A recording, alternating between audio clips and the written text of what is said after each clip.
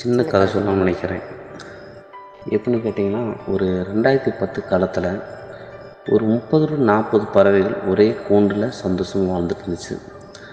அப்படி சந்தோஷமாக வாழ்ந்துருக்கும்போது அந்த பறவைகளுக்கு உண்டான நேரம் வரும்போது ஒரு வேடன் வந்து அந்த கூண்டை அழிச்சிட்டாரு. அழிக்கும் அந்த பறவைகள் எல்லாமே ஒரு தனித்தனி இடத்துக்கு போயிடுச்சு. அந்த ஒரு பறவையும் இன்னொரு பறவை ஒரு கனெக்ஷன் இல்லாமல் போயிடுச்சு. அப்படி இருக்கும்போது மறுபடியும் எல்லா பறவைகளுக்கும் ஒரு தோணல், நம்ம ஏன் இப்படியே இருக்கிறோம், நம்ம பறவைகளாம் மறுபடியும் ஒன்று சேராதுன்னு. மறுபடியும் 14 வருஷத்துக்கு அப்புறம் ஒன்று சேரணும்னு நினைக்கும்போது எல்லா பறவையும் டிஸ்கஸ் பண்ணியிருக்காங்க, நம்ம ஏன் அந்த மறுபடியும் அந்த கூண்டுக்குள்ளே போயிட்டு பழைய நினைவுகளை வந்து ஒரு நாளாச்சும் நம்ம பகிர்ந்துக்க கூடாது அப்படின்னு நினச்சிருக்காங்க. நினைக்கும்போது எல்லா பறவையும் டிஸ்கஸ் பண்ணிகிட்டே இருக்காங்க. அதாவது பிறப்பு இறப்பு கடவுளால் தீர்மானிக்கக்கூடியது. சந்தோஷம் ஒன்று தான் நம்ம கையில் இருக்குது.